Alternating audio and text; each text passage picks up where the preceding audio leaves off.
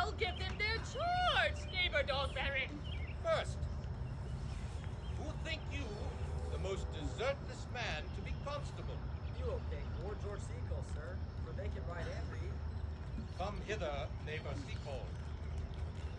God hath blessed you with a good name. To be a well-favored person is the gift of fortune, but to write and to read comes from nature.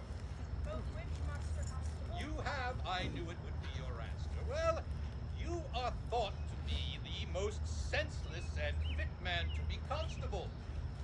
Therefore, bear you a lantern. Here is your charge. You shall comprehend all vagrant men. You shall bid any man stand in the prince's name. And how if they will not stand?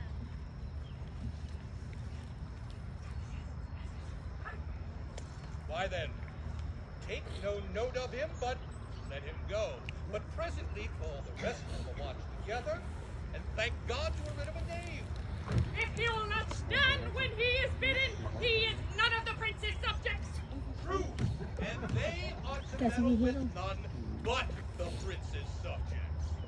And you shall make no noise in the streets, for the watch to babble and to talk is most tolerable and not to be endured. We will sleep rather than talk. We know what belongs to the watch. Why, you sound like the most ancient and most quiet watchman, for I do not see how sleeping shall offend. Well, sir, If you catch a thief, you may, by virtue of your office, take him to be no true man. And for such kind of men, why, the less you meddle or make with him, why, the more is for your honesty. If we know him to be a thief, shall we not lay hands on him? Truly, by your office you may, but I feel that those that touch pitch will be defiled. The most peaceable way, if you do take the thief, is to let him show himself for what he is and steal out of your company. You have always been called a merciful man, partner. Truly, I would not hang a dog by my will, much more any man who hath any honesty in him. If you hear a child cry in the night, you must bid call to the nurse and bid her still it. how can nurse be asleep and will not hear us? Why then, go away in peace and let the child wake her with his crying. Or the lamb, the ewe that does not hear its lamb when it baas, never answer a cat when it bleeds. 'Tis very true.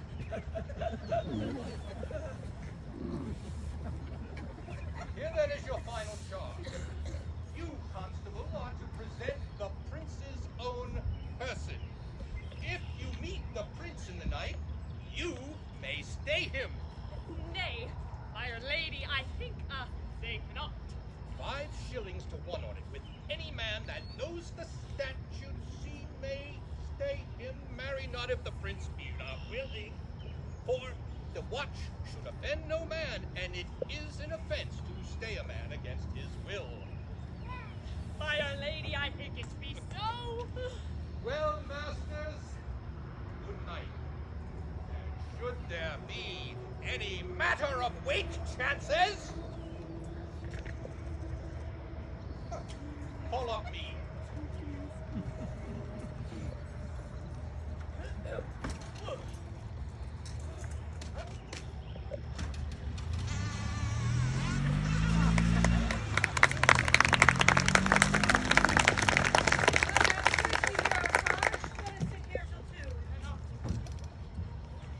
One word more, good neighbors.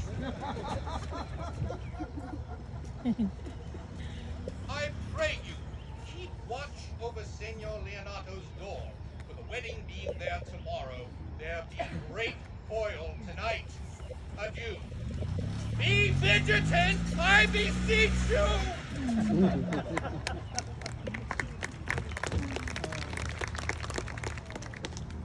Conrad!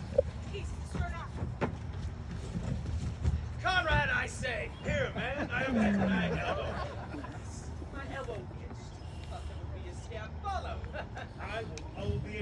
for that head. Forward with thy tale. Sit thee close. Some treason, masters. Yet stand close. I know him. He has been a vile thief this 7 year. Didst thou not hear somebody? No. 'Twas the vein on the house. Not so night. Know that I have tonight wooed Margaret, Lady Hero's gentlewoman, by the name of Hero. She leans out her mistress's chamber window and bids me 1,000 times good night. I tell this tale vilely. I should first tell thee how the Prince, Claudio, my master, planted, placed, and possessed by my master, Don John, saw afar off in the portrait this amiable countenance. And thought they Margaret was hero? 2 of them did. The prince named Claudio. The devil my master knew she was Margaret, partly by his oaths, which first possessed them, partly your night, which did deceive them, but chiefly by my villainy, which did confirm any slander that Don John had made. And away went Claudio enraged. We charge you in the prince's name stand.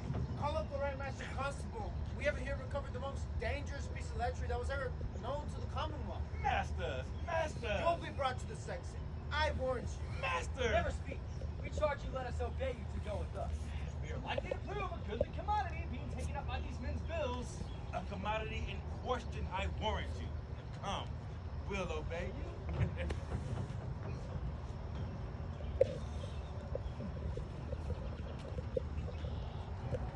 Ursula, with my cousin Beatrice to desire her prize. I will, lady. Oh, and bid her come hither. Well. I think your other regatta were better. No, pray thee, good man, I'll wear this. Why, my troth is not so good, and I warrant your cousin will say so. My cousin's a fool, and thou